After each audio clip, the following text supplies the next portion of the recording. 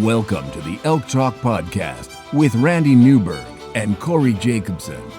Presented by the Rocky Mountain Elk Foundation.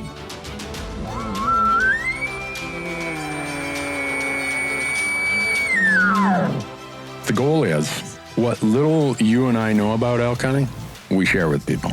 I've got an elk bugle, it's like 120 yards away. What do I do? First off, the thought would never cross my mind when an elk's bugle 120 yards away to call anybody on a cell phone. All elk? All the time? Only elk? Only elk. Well, it's us having conversations, so we usually go down some rabbit holes, but If you hunt with Corey Jacobson, you will find the landscape is full of rabbit holes. We're just going to make this up as we go. and you look at it like, oh, that's a target-rich environment. But if you're trying to single one out, a solo target there is much easier to go into than a big group. We record everything, so there's no BSing, no lying, no faking it with us. Did we hit the record I button? thought I forgot to hit the record button. If you want to know something about elk hunting, this probably isn't the podcast to listen to. Should we give them a list of all the other podcasts where they might learn something?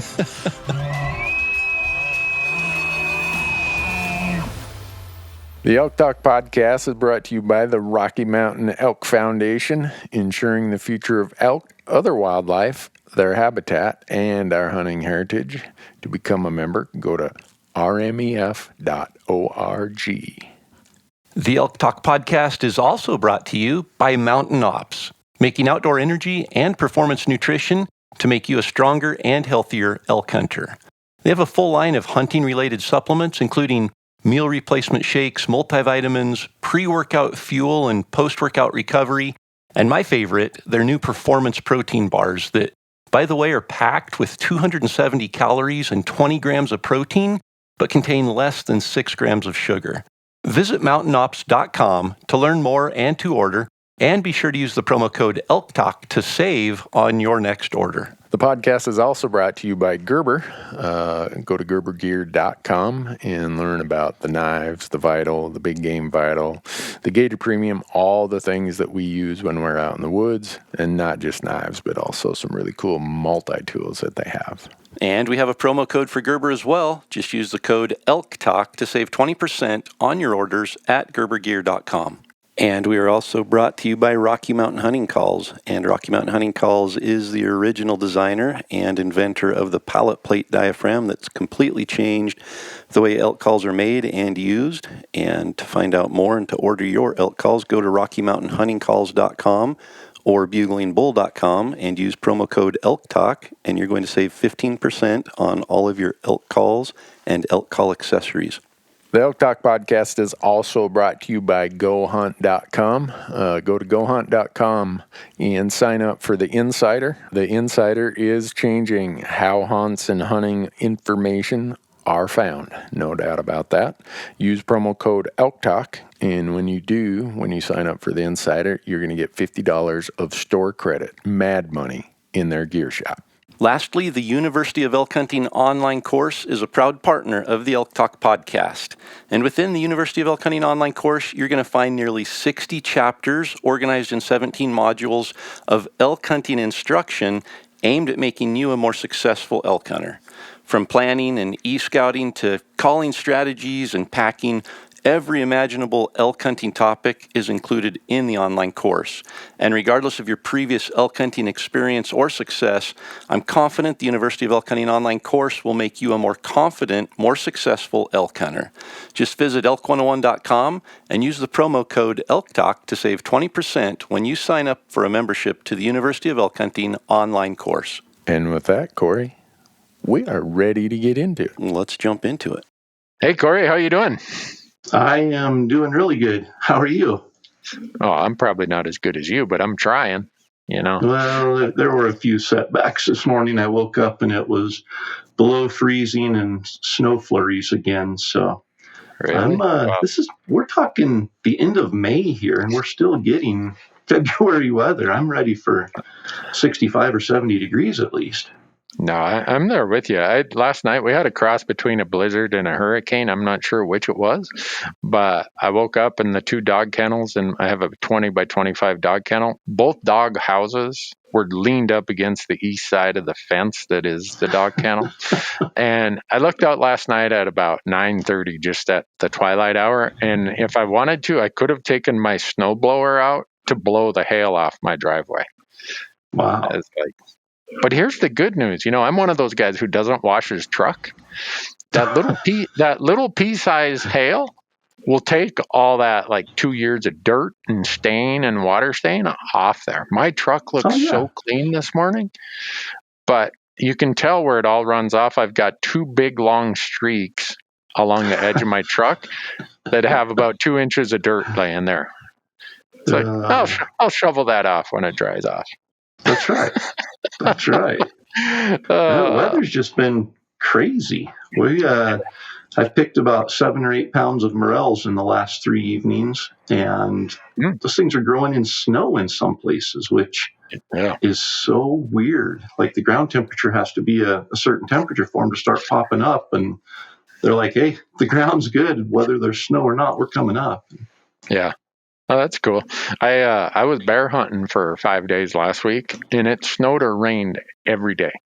There was not a day that we didn't have precipitation, and the visibility was varied from 100 yards to 400 yards, which is kind of tough when you're glassing and doing spot and stalk. But you know what I did see, though, and I'd be curious in your thoughts on this. There's a lot of elk in this spot where I bear hunt. I bear hunt where I know the calving areas are, because black bears, they're no dummies. They're like, well, come about the end of May, there's going to be a lot of groceries on the landscape here.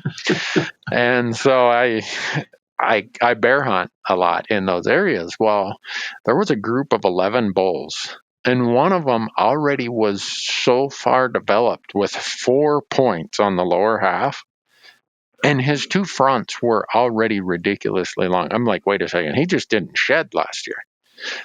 And then when the visibility broke, I'm like, I've never seen an elk in this part of May that is that far along. Is that abnormal? Is that weird? Is it a function of when they drop their antlers, or? Those bigger bulls typically drop earlier. Smaller bulls drop later, so they do get a jump start on growth. Same thing for us. So we saw, I think, 3 or 4 bulls in Nevada last week when we were down shed hunting that I saw them and thought, we're still in May.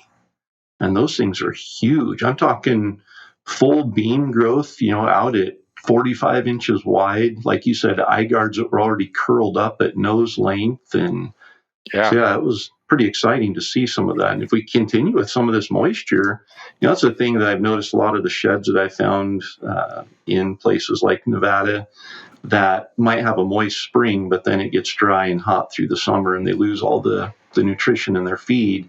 They'll have these giant fronts, huge bases, and great big long eye guards, and maybe even all the way up to the 4th. But then the end of their beam and their 5th point is just super, super weak. And hopefully this year they've got, there was a lot of the tanks were already dry down there, but at the same point, there was more green grass, and it was looking good.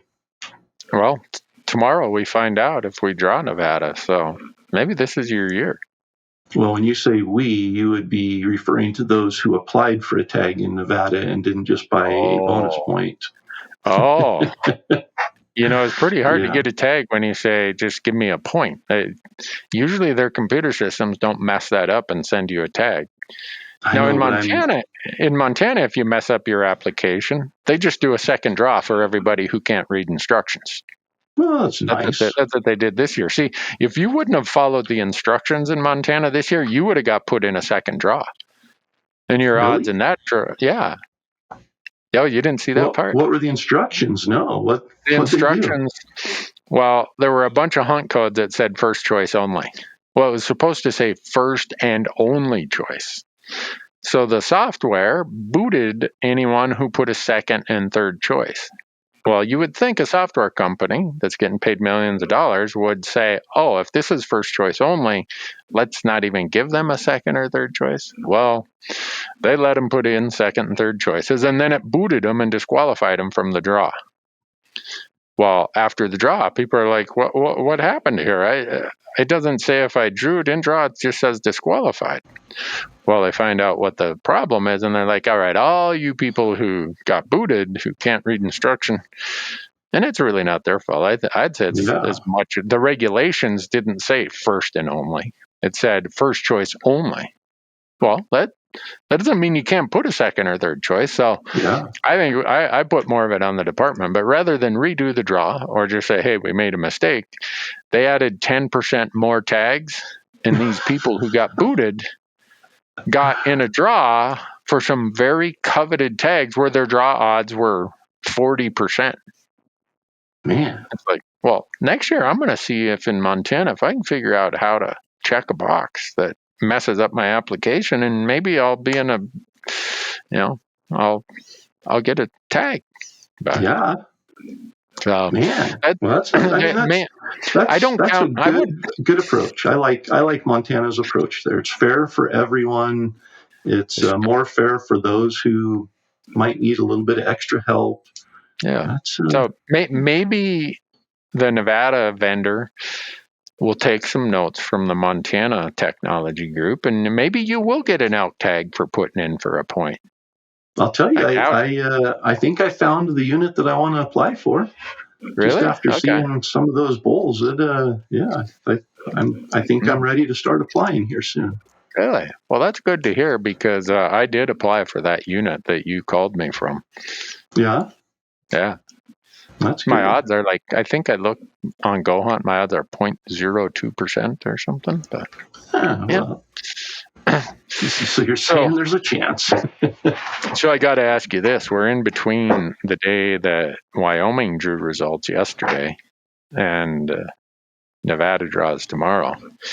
I didn't get a text message from you hooting and yelling and jumping up and down that you ended up with a Wyoming elk tag. Is that because it's such a good unit you don't want to tell anybody, or? Yeah, just, you want to keep things quiet, and when you're successful, and when you're unsuccessful, you want to keep them even quieter sometimes.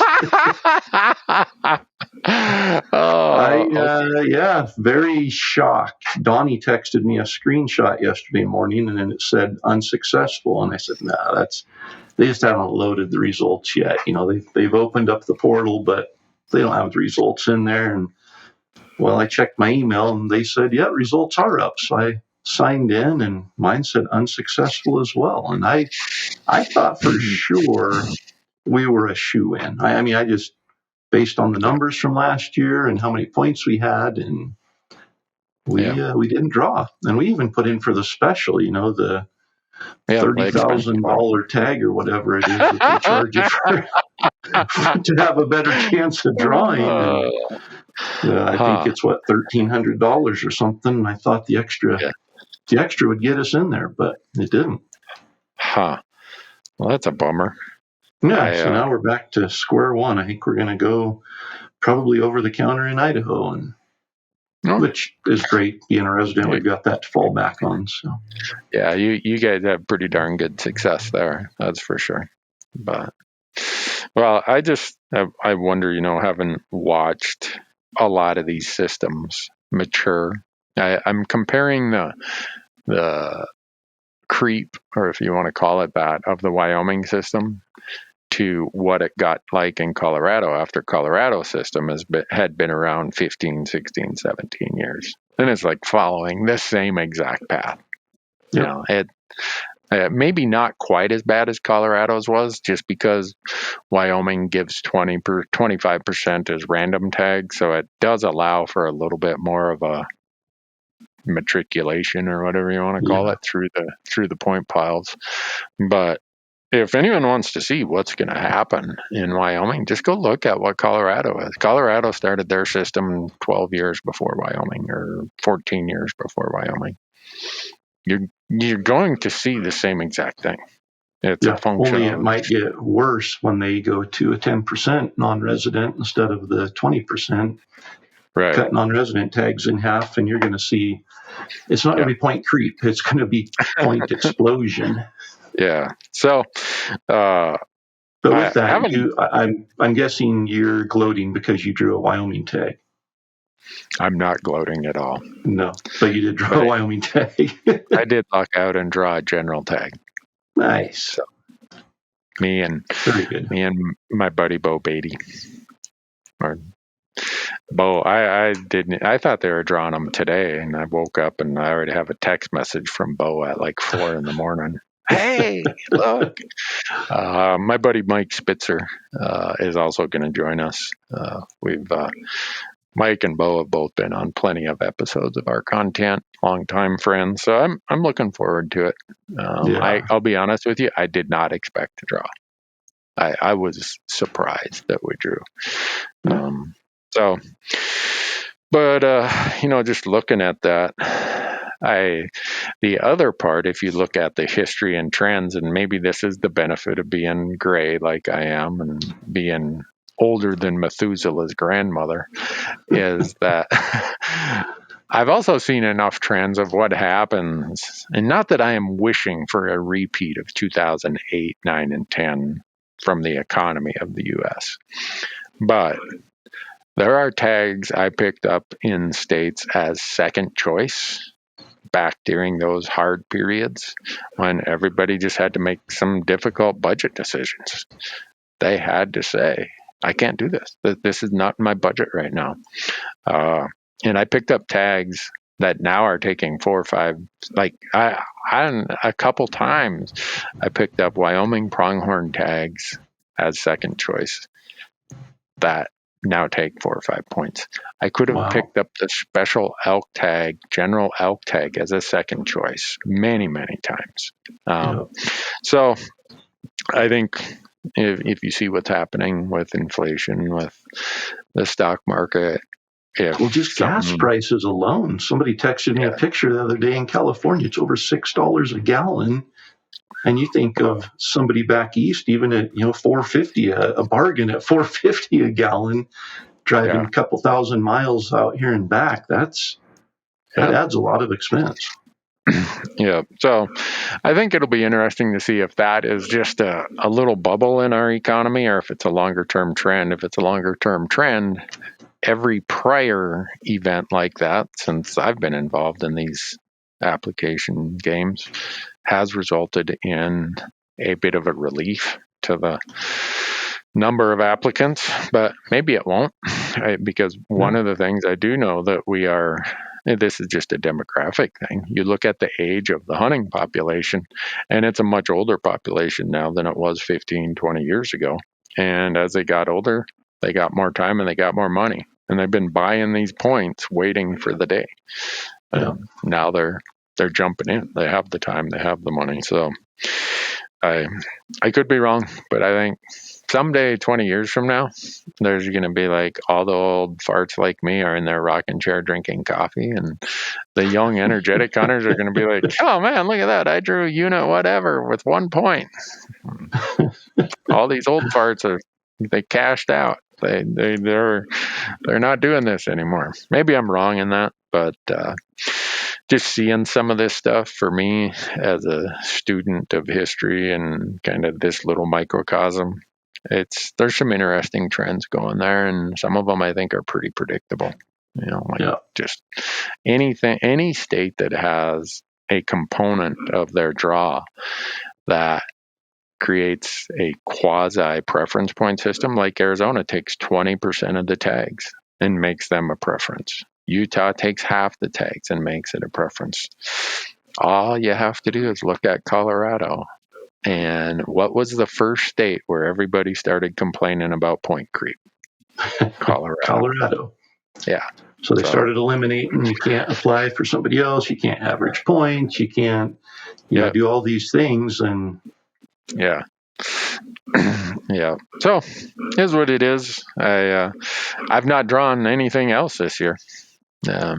I struck out in Montana for everything, struck out in Arizona, struck out in Utah. Hey, I got a Wyoming general elk tag. I'm pretty happy That's about good. that. Yeah. Well, I'm keeping my fingers crossed. Hopefully next week Colorado comes out and I should draw my elk tag there that's taken 17 years to build up to draw. So that's why I didn't put in for Nevada, Arizona, just because I wanted to. That's going to be a quality hunt. I mean, it's Colorado, so we aren't looking at a 400-inch bull or anything like that. But I wanted to make sure I had time and put some good effort into that hunt. Yeah. Well, if you lived in Bozeman, you go down to the coffee shop in hunting season, half the guys there have just got so close to a 400-inch bull. That's the first thing I thought of when you said you saw a bull that already had fourths growing and everything. I thought, see, they're behind every tree over there. Just another 400-inch bull.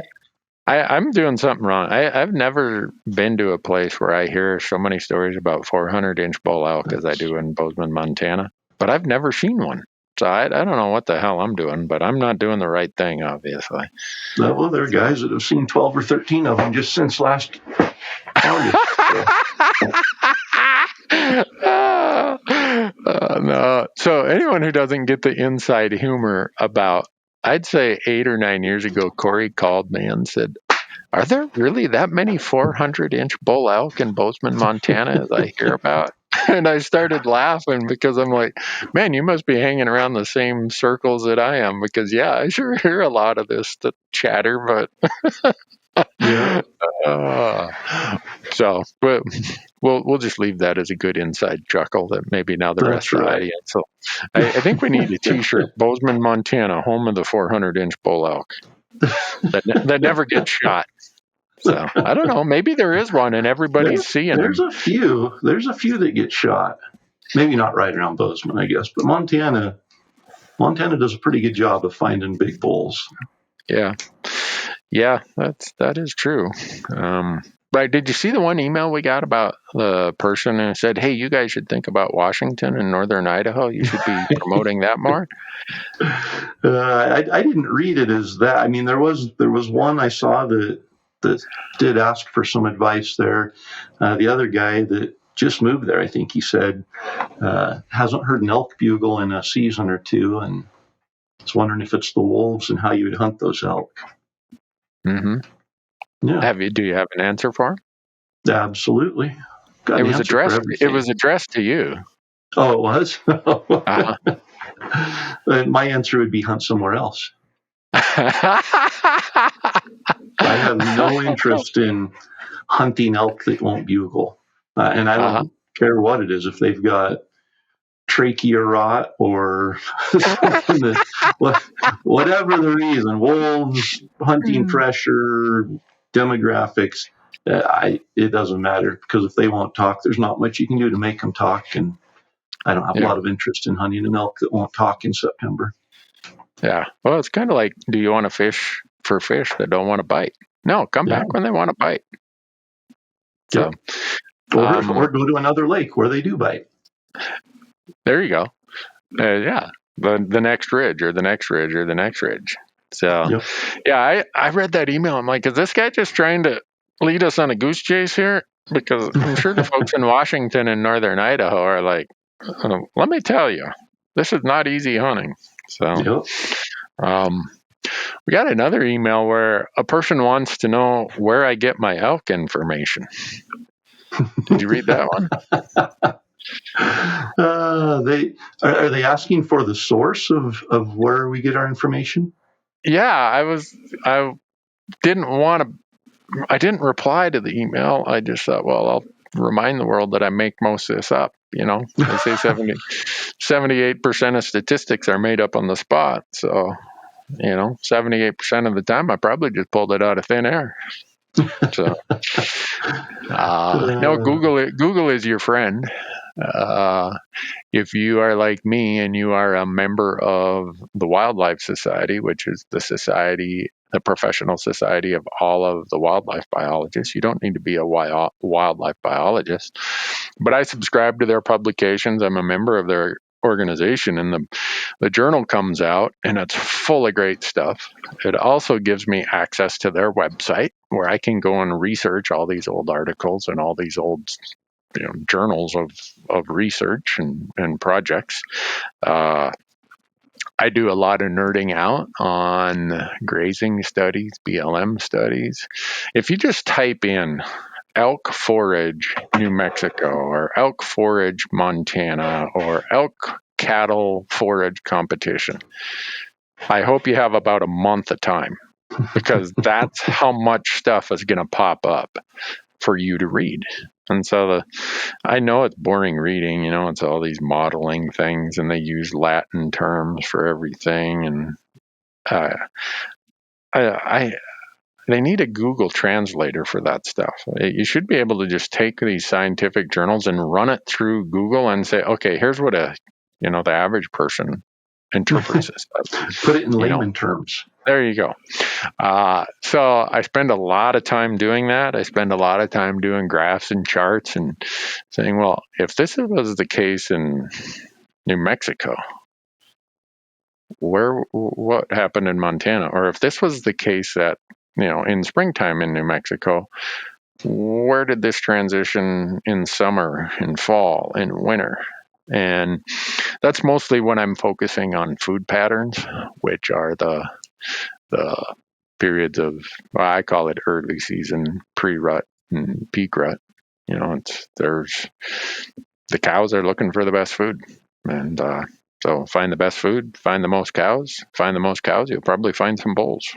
So I didn't know if the guy was asking where you got your information because he wanted to skip the middleman and go right to the source, or if he was questioning the validity of your information, or what was going on. Maybe all the above.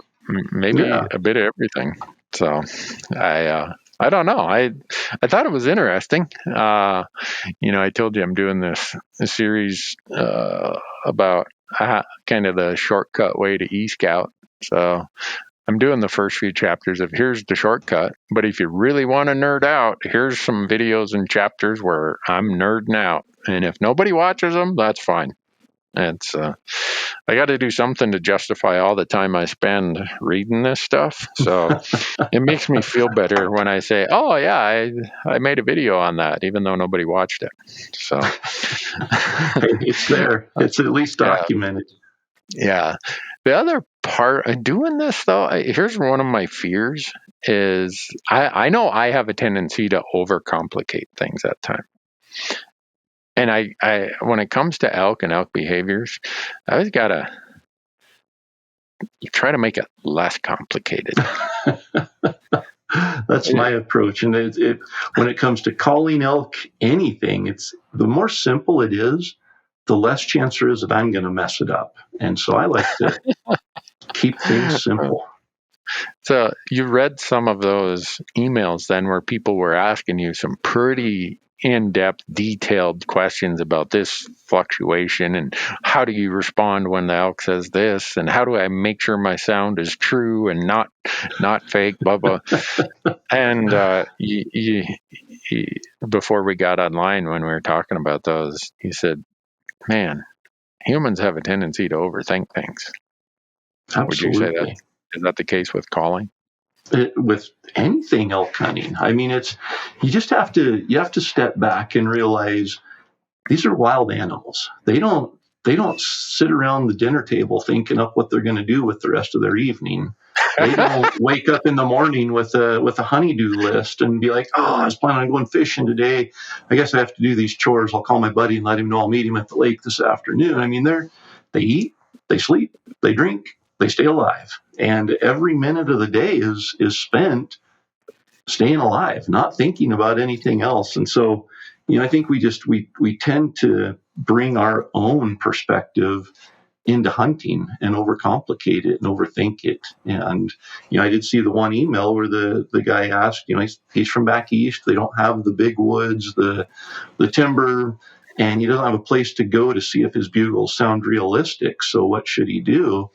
And, there's a point to it, and I understand that, but just, it's overthinking, I think, to a point where just practice, listen to what an elk sounds like on TV, on wherever you want to hear it, and then bugle and try to replicate that sound. And, I guess I will say, if you want to go out in your garages give a pretty good echo that you can see that from. But I wouldn't worry so much about, do I sound realistic on the East Coast enough to be able to go and call in an elk in the elk woods on the West Coast.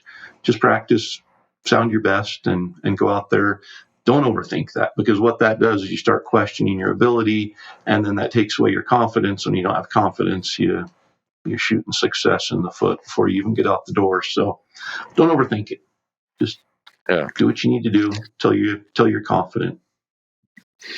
Well, the flip side of that is we get some emails where people, it's like, oh, I'm not going to overthink this. I'm just going to go do this. We got one from a guy from Pennsylvania.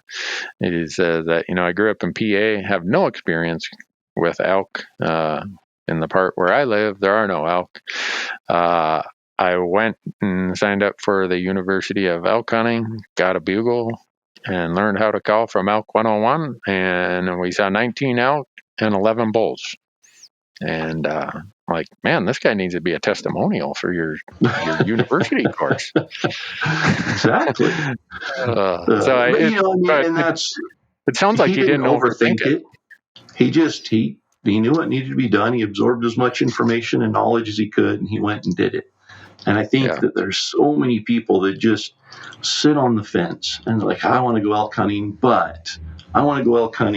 but what about this? Just go and experience it. You'll pick up. Learn as much as you can. Don't go out there blind and put yourself in a dangerous situation or in a situation that you're going to fail before you start. But learn as much as you can. Become confident in the things you need to be confident in, and then go and do it. And that first experience is you're going to probably get your rear end handed to you, but you're going to learn a ton, and you're going to be hungry to improve next time. And we went shed hunting in Nevada last week. I've spent 8 days in Nevada this year shed hunting since it opened on May 1st, and I have not found a brown elk antler. I got my rear end handed to me. I can go just about any direction, anywhere, and find a brown elk antler. And you'd think going to Nevada, but there's a learning curve, and that learning curve is not friendly sometimes. But I learned enough in the 8 days this year that I'm ready for opening day next year. You can bet that I'm going to make some changes and apply some of the things I learned. Yeah. And you haven't. I went through this trend, and the reason I brought it up is I can relate to the overcomplicating it. I so overcomplicated elk hunting once I started having frustrations and not having success.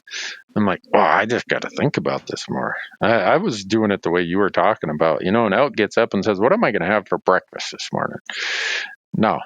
The elk is like, hey, I can nibble a little bit here. There's some grasses and stuff, and I'm not going to get shot at like Fred got shot at yesterday. That's what he's having for breakfast. He doesn't want to have a lead bullet for breakfast, so he's just going to stay right there. But the reason I bring it up is because of how I feel like my first years of frustration, I thought I could solve it by buying this gadget or this gizmo, and I, roll around in elk urine and sleep in an elk bed, and it's like, all that did is cause my wife to get ready to divorce me, and I set back my retirement portfolio a lot with all the stupid stuff I bought, because I thought, I was like every marketer's dream.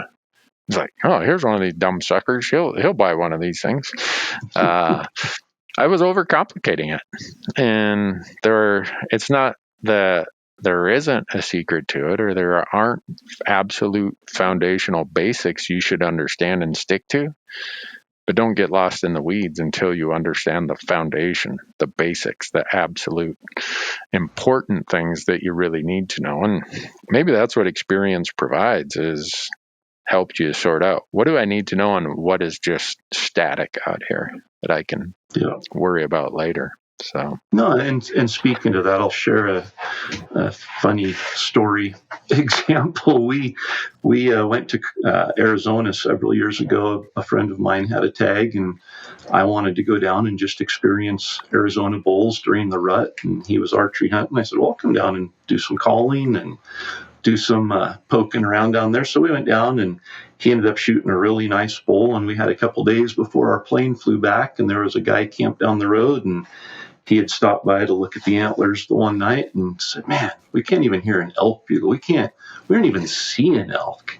And I said, "Man, we're getting into elk like crazy. I'll go with you. We'll tag along and we'll get at least into some bugling action here." And so we met up with him and we headed up the hill. And the first thing I noticed, he had on, one of those, gosh, I don't even know, like a Larry D. Jones, the big hat with the big brim all the way around it, almost like a sun hat.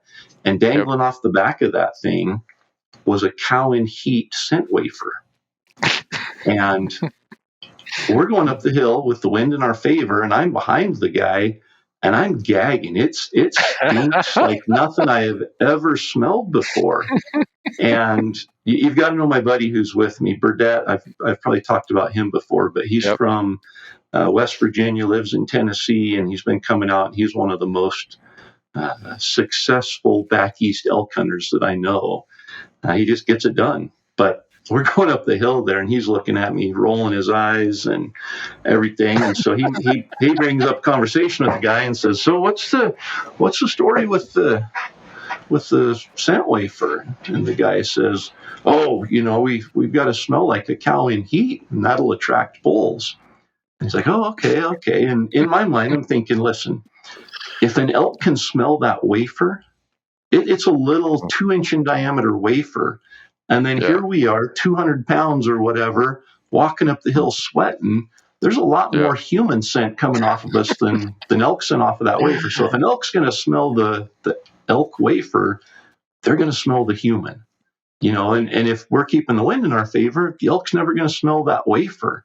And all it's doing is making us nauseous behind him. So we get to a point and we sit down and we're eating a snack and we're sweating pretty good. And we start walking up the hill, and Burdett elbows me in the ribs as we're going up there and winks at me. And I'm like, I have no idea what he's talking about. And we go another 100 yards or so, and the guy that we're hunting with, he stops and he starts freaking out, and he's reaching back there on his hat, and he's like, "I lost my scent wafer. What are we going to do? Where's it at?" And so he runs back down the trail 100 yards, goes back to where we were sitting, looking all around, comes back up there, and while he's gone, Burdett said he ain't going to find his scent wafer. He's like, "I put it underneath a rock." He had reached over when we sat down and snapped the thread on the scent wafer and hid it underneath the rock so we didn't have to smell it anymore. But it brings up that point that we overthink, scent. And it's like, gosh, I've got to smell like an elk, or I've got to be completely scent free. And the reality is, the elk use their noses to stay alive, and they play the game of the thermals. They move down the hill when the thermals are coming up. They go up the mountain when the thermals are coming down. They bed in an area that they're able to smell anything that's down below them and see or hear anything that's above them. I mean, it's all about survival and using their senses. And if we use our senses a little bit, it'll say, hey, if they can smell that wafer, they can smell me too.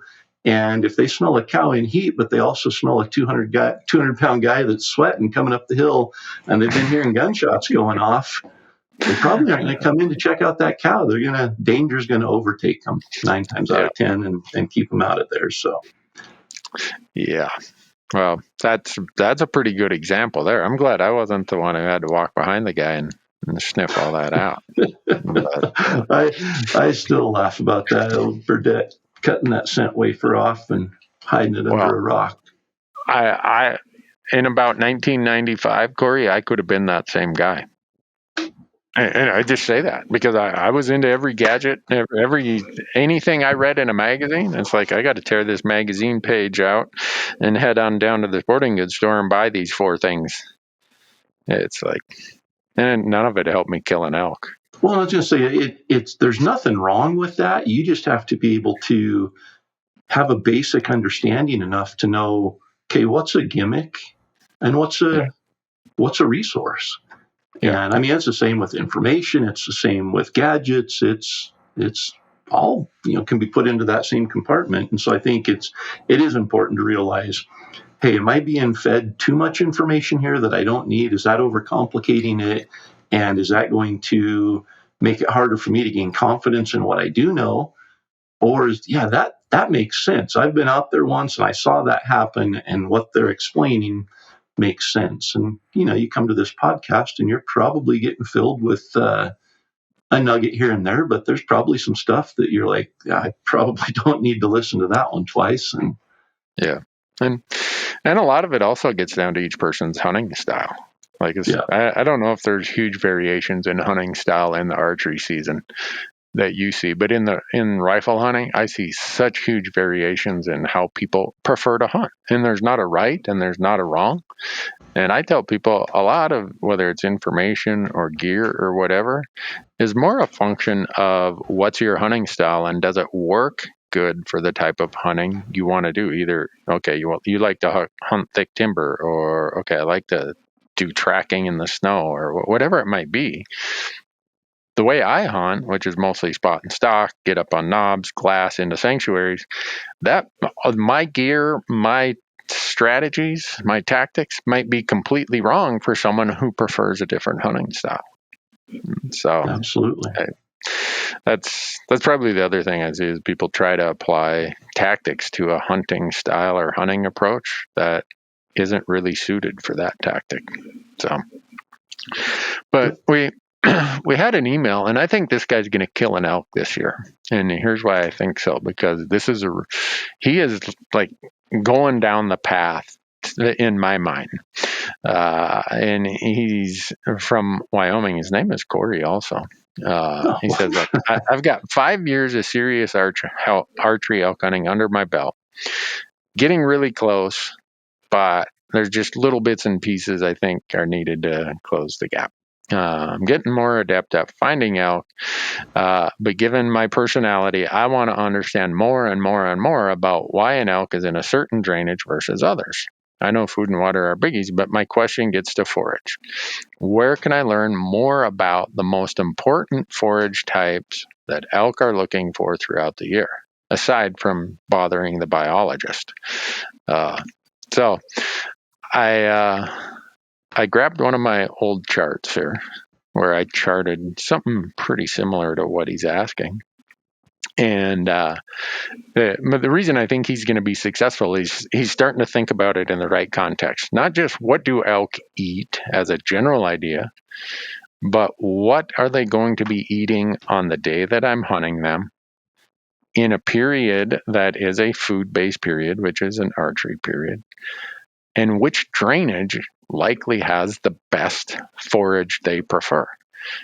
Well, it's not like there's going to be one meal they're out looking for. I mean, it's food concepts to me are somewhat generalist. In other words, food will grow in certain areas on the landscape, and it gives them multiple options. Whereas I always say food is more like hunting with a shotgun when you hunt a food pattern, and a sanctuary pattern is more like hunting with a rifle. They're going to be in very, very small, precise areas in the sanctuary patterns, and more generally broad or dispersed in food patterns. But so I pulled up a Montana study where I broke out I always break it out into 4 different food types, which are agriculture, which is usually non-native food types, grasses, forbs, and shrubs. And within each of those, there's all kinds of categories. But the transition of what elk utilize at certain times of the year is really helpful to chart, because it illustrates to you how much they move from one food type to another food type. So just using the Bitterroot Valley of Montana, grasses are 38% of their food in spring, 37% in summer. In fall, it drops to 29%. But by winter, it bounces back up to 62%. Well, what replaces the grasses in the fall, which is normally our hunting season? Well, you see a big spike in forbs if there are any available. You see a big spike in shrubs compared to the other periods of the year. So it's like, okay, if I'm hunting the bitterroot in hunting season, yeah, grasses are great. It's still their most preferred food. Their second most preferred food are forbs. Well, what forbs grow in the Bitterroot Valley of Montana? Go do that research. You'll find that out. And then you'll know which drainages, what elevations, what slope aspects, like north-facing slopes, east-facing slopes, what soil types. And that'll lead this listener, Corey, to exactly which of those drainages are more likely to have the food that cow elk prefer when he's out there with his bow in his hand. So I think he's going to kill an elk this year. And he said he was from Wyoming? Well, he said he hunts Wyoming. I can't. Oh, okay. He says and I'm not going to, I don't want to rat out what part of Wyoming he said he hunts. No, I was just going to say that may have been me that sent that email. No, it's spelled a different way. Oh, is it? Well, and there were no typos in it, so I know it didn't come from you. Okay, I wish I would have sent that email, because that's I was telling my son Isaac, he listened to our podcast last week about you talking about the feed and all those different things, and it's like, man, I wanted to sit there and talk about that. I just want to sit there and listen to Randy talk for another hour about it, because it was so enlightening, and it was deep. I mean, there was some good information there. So I can't wait to see what you've got coming out with the video stuff. And I'll probably be making charts similar to that, because I've never thought of it at that level. It's always the same. I mean, I walk into an area and it's like, the grass is all dead here. What are they eating? There's no feed. I'm always looking at the green grass, and that would tell me right away that, okay, they're on some other food source here, because something has got to be more nutritious than this dead grass. Yeah. Well, and I've never thought of it past that, of what is that next food source. And, you talk that grasses drop so much in the fall. It's probably a function of the grass not being available in the fall, because it's dry and the grass is dried up, and they go seeking something that's available. Yep. And then I compare that to New Mexico. So I pulled up a chart for New Mexico, which are this area. These are mostly non-migratory elk. The chart I pulled up from Montana is mostly migratory elk. So they're making a different evaluation of, okay, do I want to migrate 25 miles for the good food that's up there high and really put on the food bag, make a bunch of fat, and then migrate lower for better weather in the winter? Whereas in New Mexico, these elk are like, no, I'm not doing that. I'm just here on the landscape. I'm going to do whatever. Well, there's a very, very different utilization between agriculture, grasses, forbs, and shrubs in New Mexico during these same periods of spring, summer, fall, and winter than what you see in Montana. So my point of that is it's a little bit precise to each area or each type of elk you're hunting, migratory or non-migratory. So don't think just because you researched a study in the Bitterroot Valley of Montana that applies to New Mexico. Because comparing these two charts, if you were sitting here looking at my laptop right now, you will see that forbs have a huge influence. Forbs are like this biggest spike. They come and go more, but they come and go at different times in different latitudes and different altitudes. So I didn't pull it up because I really haven't done one for that part of Wyoming. But that's what I do. And where I got all these are, research studies from universities, research studies from the BLM, the Forest Service, state wildlife agencies. I would say elk are one of the most studied animals out there. There's a lot of new studies emerging about competition between elk, cattle, and mule deer, trying to focus on is competition for forage what's hurting mule deer populations. Well, in order to do that, they got to do some really in-depth, precise studies, not just this window of time today, but they got to do it throughout a whole year. And so, again, as far as his question of where can I get that data, that's where you can get that data, and pay attention to what's happening in the fall at the time you are hunting. You don't really care what they're doing in the spring or what they're doing in the summer or what they're feeding on in the winter. You want to know what they're feeding on the day that you are out there hunting them. So, yep. That's great. That's a long answer to one email.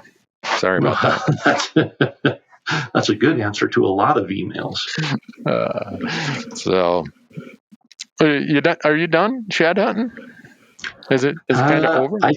I think I am going to go this weekend one last time. I've got a spot that I haven't been able. I went in there one day and it was snowing and there was 4 inches of snow on the ground, and I found 2 antlers. And so I've got to go back in there and see what I missed because of the snow. But yeah, I spent 4 days in Nevada with my daughter, which was, shed hunting was horrible, but the time spent there was awesome. And then Isaac got home from college last week, and we bombed down there for 4 more days, just he and I. And again, shed hunting was terrible, and but it was a great time. I found a really big shed last year. It was a 10.5 pound antler, which is a pretty heavy antler, and I couldn't find the other side. And I spent half a day just gritting back and forth. And I actually had kept a track while I was doing that. And Isaac has access to my tracks and my waypoints. And we went back in there just thinking maybe we'll find something that it gets hit pretty hard. And Isaac saw that waypoint and he saw my tracks and he started hitting little pockets I hadn't hit. And I'll be darned if he didn't turn up the other side to that antler. And so biggest antler he's ever found, and it was a year old, but it was pretty cool to match up a big set like that. Huh. Well, now that you told everybody that Isaac has access to your waypoints and your tracks, he's going to get bribed. Hey, Isaac, old buddy, old pal. What do you say that buy you a new shotgun or a new bow if you kind of give me your dad's information? I was going to say, being a poor college kid, he would probably sell it out for a $20 bill.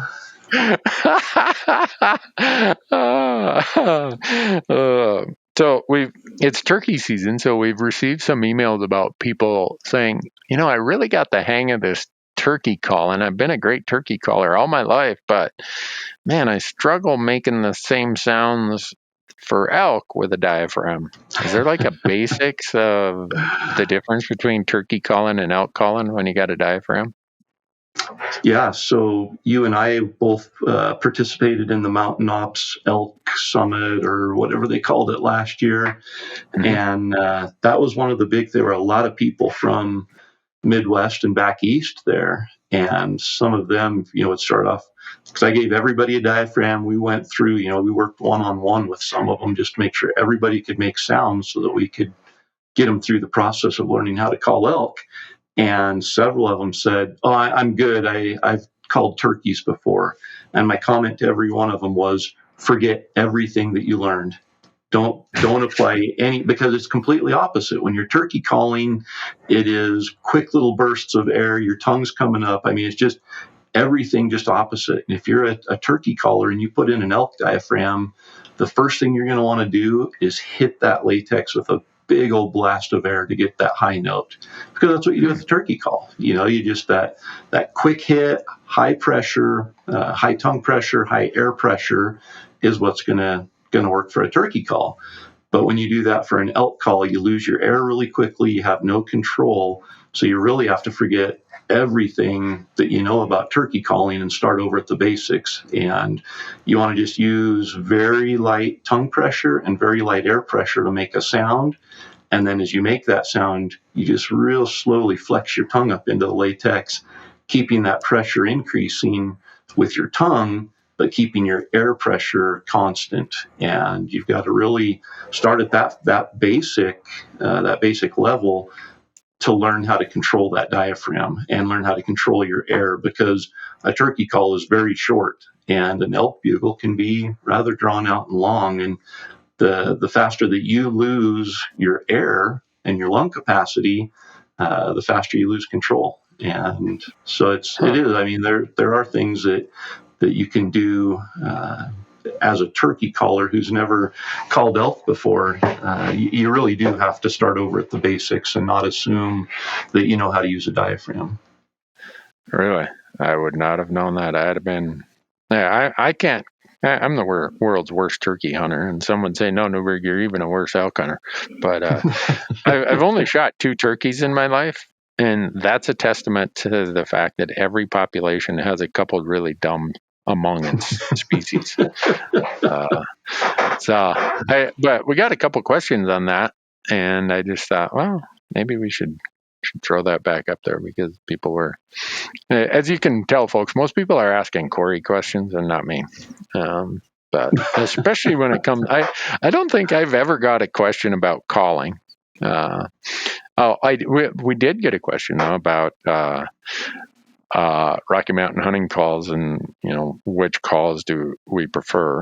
I'm like old school because I got this great big wide mouth, so I just tell people, go out to their website, see that sizing chart, and pick what works for you. And Corey's probably got a different answer of, well, wait a second, I've spent all these years designing calls, here's what you should use. But I almost don't like answering these questions, because they sound like, you got to have this gadget or this doodad. But really, having the right size call for my mouth, the shape of my mouth, was kind of the pivot point for me. So that's why with this one, I'm willing to answer it, or throw it out there for you to answer. You're willing to answer it with the answer of, Corey, give us your feedback there. Yeah. Throw you under the bus. And you're absolutely right. I mean, you've got to find the one that fits your mouth. And it's not just a matter of the width of your palate necessarily, the gap or the space in between the sides of your upper teeth. That's where the frame is going to sit, but the tape actually needs to extend to your teeth so it can seal the air. So you can have a really narrow frame in that diaphragm and really wide tape, and it might seal the air, but you're not going to be able to use it because you have a wide palate. Or the flip side, you might have a really wide frame with really narrow tape. So when you hold those 2 calls next to each other, they're going to look like they're identical from the perimeter of those calls, but they're going to act completely different in different people's mouths. And the other thing is, when you have a wide frame, you're going to have more latex exposed. So it's going to be a little easier to maybe control that smoothly, but you're going to miss out on some of the lower ends and some of the higher ends. It's going to be harder to hit a high note. Whereas if you have a really narrow frame, a very small percentage or a portion of that latex is going to be exposed. That's the part that makes the sound. So it's going to be maybe a little easier to hit that high note with the narrower frame and less latex exposed, but you're going to have a lot more trouble controlling it, and you're not going to be able to hit necessarily the low note on it. And then you throw in not only the frame size, the tape size, the amount of latex that's exposed, but now you've got the thickness of the latex and the stretch of the latex, which also contribute to how easy it is to use and how much control you have and what notes you're able to hit. So you go to a manufacturer and they've got medium, wide, and narrow frames. They've got different cuts of tape that enable that call to be different widths. Then they've got different thicknesses of latex and different stretches of latex. And you throw that matrix together and you understand, well, now I can see why a manufacturer might make 20 or 30 different diaphragms. And why is that? And there's definitely going to be ones that are more generic or more easy to use for the general population or the majority of the users. But there are going to be some that some people just absolutely can't make a sound with. I had a guy send me some calls that he made personally. He just he makes them on his own. He's like, hey, I just want to send these and see what you thought of them. And he is an incredible caller. And he even sent me an audio file of him using the calls. I literally put the first one in, and could not make a sound with it. And I've used a lot of diaphragm calls. I couldn't make a sound with it. It was too wide. The overall call was too wide. The frame was too narrow. The latex was set back too far. I mean, just all these different little things. And it just really, when I struggle like that, it reminds me, for someone that's just starting out, a new elk caller, or somebody that's never used a diaphragm before, how frustrating it can be to get the wrong diaphragm to begin with. And you just think, I'm not going to get this down. I can't even make a sound with it. And I reached over and grabbed one of my tried and true ones, and I put it in, and I was like, okay, good. I can still call. I can still make a sound. It had me worried for a minute there. So it is important to try some different ones, but also to understand what each of those attributes contribute to the overall use and sound of that call, so you have an idea at least of where to start. But, I always tell people, if you're going to start with a medium width frame, medium latex at a medium stretch. And that's at least should put everybody on the board, should be able to make sounds. From there, you should be able to tell, am I blowing too hard? If you are, you're going to need a thicker latex. Am I putting too much tongue pressure and I'm blowing I'm not able to hit a high note because I push it all the way up there and the note drops off? Then you might need a latex that's stretched a little more. And so there are some things that you can do to find the diaphragm that's right for you. So if we hadn't asked that question, a lot of the people who signed up for your university course probably would have been able to look at your video and got that. Yeah. No, and I do. I go through how to select the right call for you. And it's not, like you said, the one that you use is probably not the same one I use. And I might be able to use the one you use and use it okay, but it's not the one that's best for me. And I think that's what we want people to find, is the one that's best for them. Not the best call, not the one that gets the most marketing or the most attention, but the one that works for them. And so, in the University of Elk Hunting, I go through very detailed how to select the call and how to know what style of call is going to be best for you and your style of calling, before we even get into how to control your air pressure, how to control your tongue pressure, how to change octaves, how to add the growl in, when to add the growl in, all the other details that go into actually learning how to call so you can sound like an elk. Well, sounds to me like people, you never promote this, so I'm the one who's always got to bring it up. But if they want more elk hunting information, just like what you stated there with that little nugget, they should go to elk101.com, sign up, right? Yeah, and they can use the promo code Elk Talk, which we've conveniently added to the podcast, so it makes it easy to remember, and it's going to save them, I think, $20. So is that significant? Is that savings. What it is? Yeah. Oh, there you go. Cool. Well, the other thing that someone has asked us is, how do you find transition zones? That's going to be somewhat specific on whether or not you are hunting migratory or non-migratory elk. Migratory elk have a transition zone. In other words, of that zone between the summer range that they're on, probably up into late August, and the winter range that they get to in December. So all that stuff in between is the transition range. It's not going to be on your Go Hunt maps and say, oh, here's your transition range. You need to go and find that out through research, talking about just a lot of it will be pretty apparent to you, just based on, okay, all that stuff up there, that's going to be covered with snow and ice and rock come, whenever, October. And this stuff down here, well, it's this is going to be too hot for them in September. So you can do some quick research. And then once you find that, the new tool that we've been talking about with, the Go Hunt maps is that terrain analysis tool. And you can set your elevation bands and just focus on those transition ranges, because that's where most of the elk will be during hunting seasons. And in the early parts of the seasons, they're going to be up where the transition range meets the summer range. And in the later part of the seasons, if you're hunting a November season, they're going to be down in the lower part of the transition range where it meets the winter range. So there is no set elevation of, transition ranges are always between 7,000 and 9,000. No, it depends on where you're at. So well, I wish I could. We get those emails sometimes from people that say, what elevation am I most likely going to be able to find elk at? Yeah. And it's literally that generic of a question. And it's like, you know what? I've hunted elk at 60 feet in elevation, literally had elk bugling 60 feet above the ocean. And I know people that have killed elk at over 11,500 feet.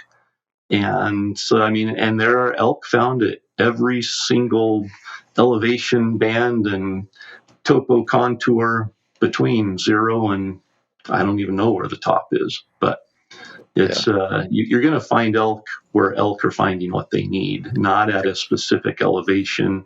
And like you said, those transition ranges in Montana, they're going to be a lot bigger than other areas. Yeah. You know, a Roosevelt elk doesn't really transition. They don't have a winter range. They don't have a summer range. They have a little pocket they live in all year round.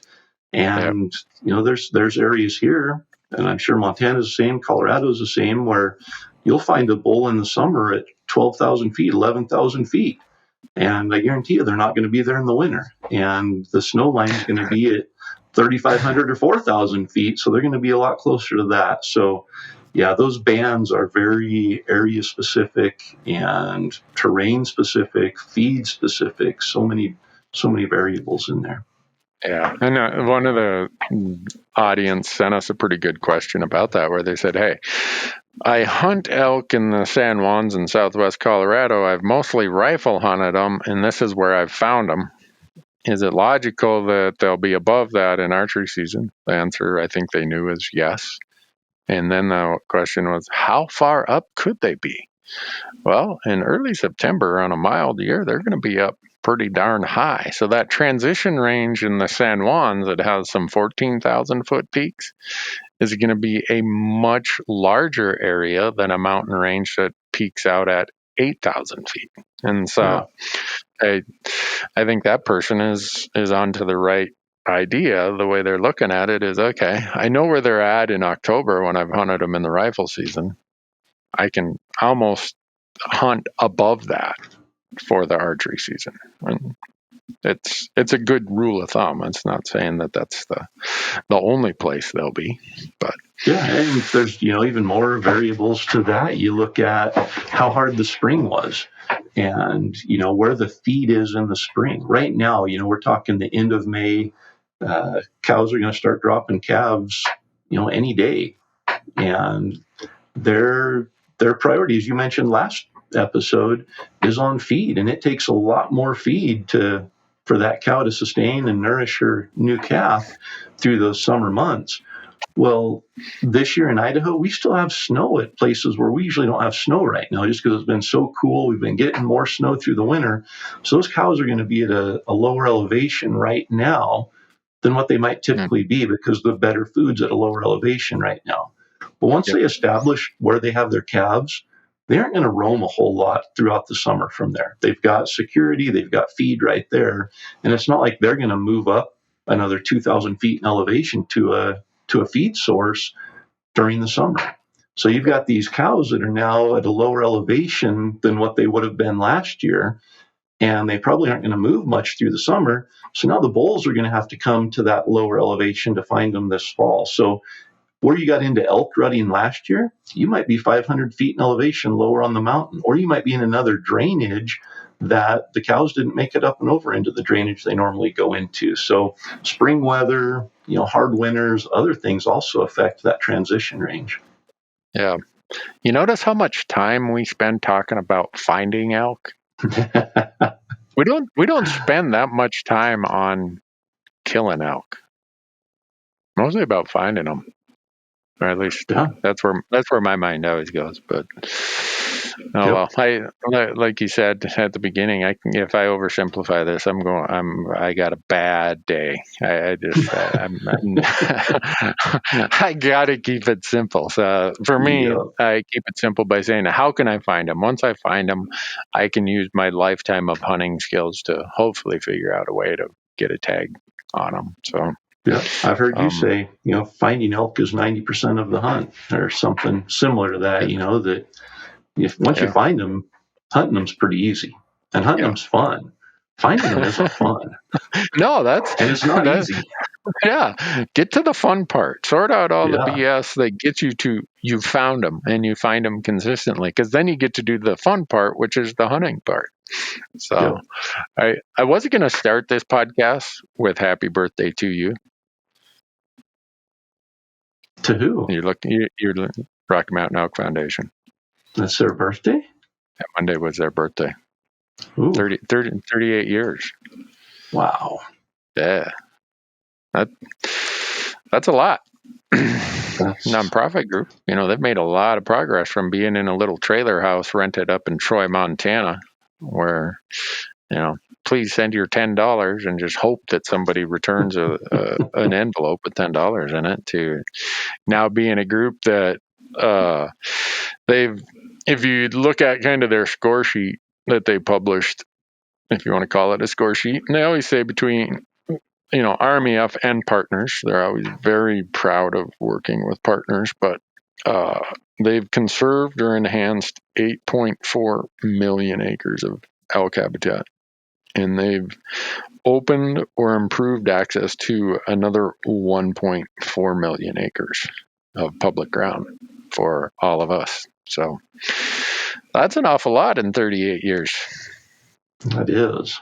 Man. So first thing I thought of was, I think we all need to send the Rocky Mountain Elk Foundation a happy birthday card with a check enclosed with a membership fee, and make sure that we are all supporting not only the ongoing efforts, but like you said, 38 years of these efforts, and to still have the energy they have and the passion they have, it seems like it's only grown. And I've been involved with the Elk Foundation since the late 80s, and I haven't been there the whole time, but within a couple of years, I got involved and have been a part of it, and have seen the progress they've made in so many different aspects, not just in their overall mission of improving habitat and conserving elk, but in everything they do, the effectiveness of what they do, their outreach, and people that they bring into it. Like you said, their partnership things that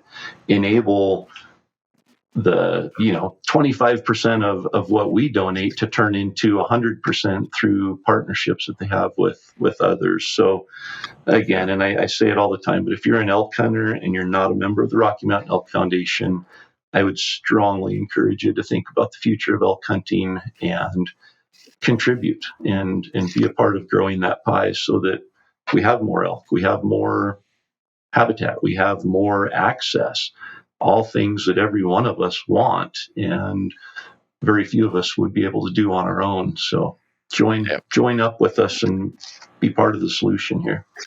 Yeah. 225,000 members, untold number of generous corporate, private, individual, and other donors, and 11,000 volunteers.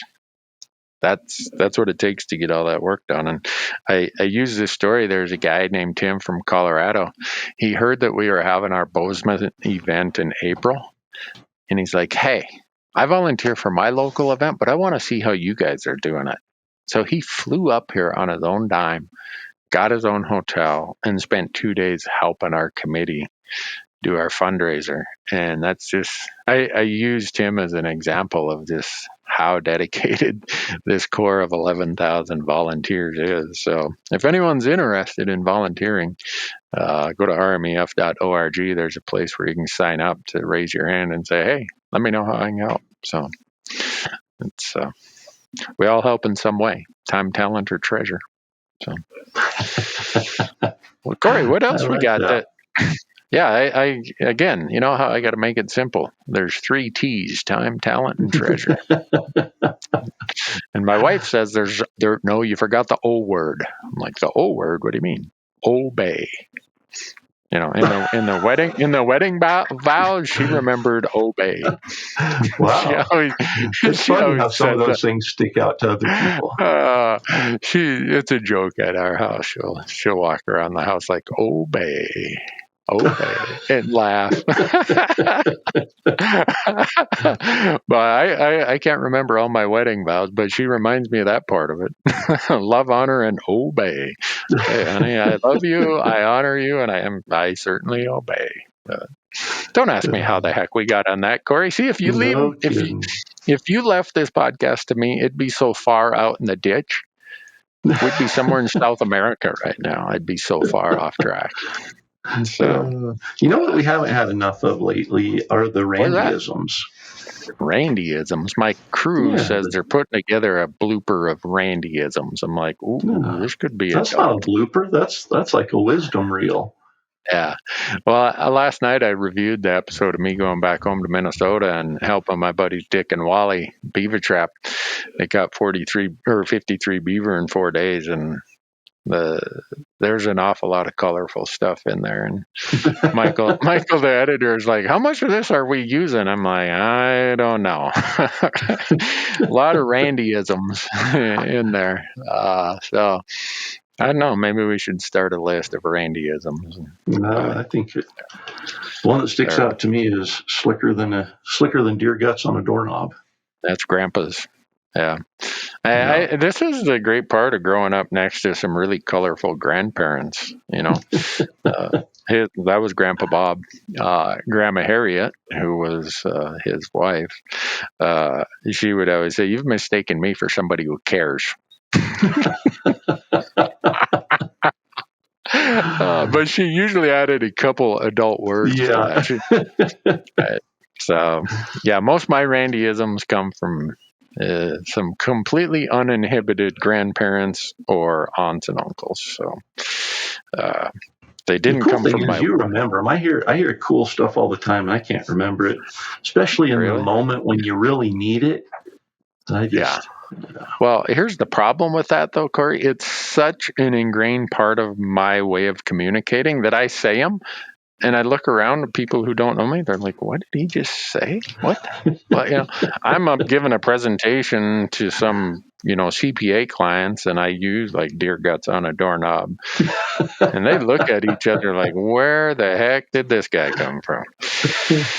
So it's got its pluses and minuses. I appreciate any audience that puts up with it and finds humor in it. It's testimony to the eight years I spent in fourth grade. But the old John Denver song, Toledo, Ohio. I spent a week there one day. So,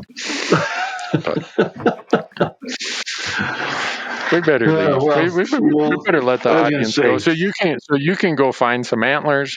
So I can go and hit the refresh button on my computer between now and tomorrow, waiting for Nevada to send me an email that says, "Sorry, Mr. Newberg, unsuccessful." I expect to be in the top 5 people that get a text when you are successful there. So. Yeah, you want to know? I just got a text message while we were on this podcast from a friend from Idaho. I drew Idaho moose. So you guys must have released your moose, goat, and sheep results while we were on the phone here. I didn't apply for moose this year in Idaho. That's the first time in a long time I switched over to deer, elk, and pronghorn. Yeah. So, I'm pretty sure that I'm going to draw that one. I think the odds are like 0.8% down there in southwest Idaho. I'm sure this is my year. And I've told the crew, if I draw, Corey's going to call for me because it's right in his backyard. Well, I will be there. 4 hours away, maybe, but this is my year, Corey. Really well. Okay. Yeah, I'm going to draw. So let's just get that blanked out on your calendar right now. I'd hate to see you have some sort of conflict when I call you. And the only conflict I might have is all 3 of my children put in for that same hunt. So if we could have them draw, I was going to say, wouldn't that be a camp? Yeah, that'd be a heck of a camp. So my kids would love to share a camp with you, especially if there was a cooler full of dilly bars. Oh, you know what I found in my freezer when I was digging through the freezer the other day? 3 boxes of dilly bars that I didn't know were in there. I'm like, these got buried underneath all this stuff? Holy cow. I was going to bring them here to the office. Otherwise, I'll eat them all, and then I'll look like a great big fat summer wood tick if I eat all those dilly bars. Be swelled up. But, all right. Well, you have a good day. Appreciate your time. Likewise, you take care. Quit snowing. Yeah, no kidding. No, it looks good. We've got a good 7-day forecast coming up. So, all right. When we regroup, I'm going to ask you how many antlers you found today. Okay.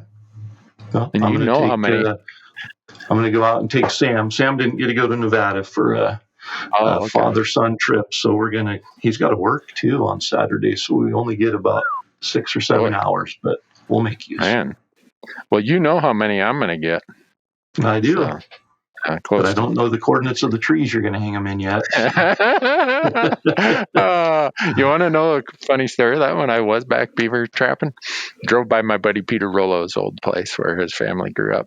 And I had to tell the story, about how Peter is the reason why I hang antlers in trees. And the guys with me are like, well, that's stupid. Well, whatever. But that's what Peter taught me to do. And he was my buddy. So that's what I do still today. So. And Peter probably walked around behind you and pulled them out of the trees. Maybe he did. I'm just gonna teach Newberg to hang them in trees and not put any value on them. Deep inside, he was probably a shed nut just like the rest of us, and he probably walked around and collected all the antlers you were putting in trees. Maybe he did. I don't know. If so, the joke's on me. That's right. Well, have fun out there, Corey. Yeah, we'll catch you on the next one. Thanks for being here, folks.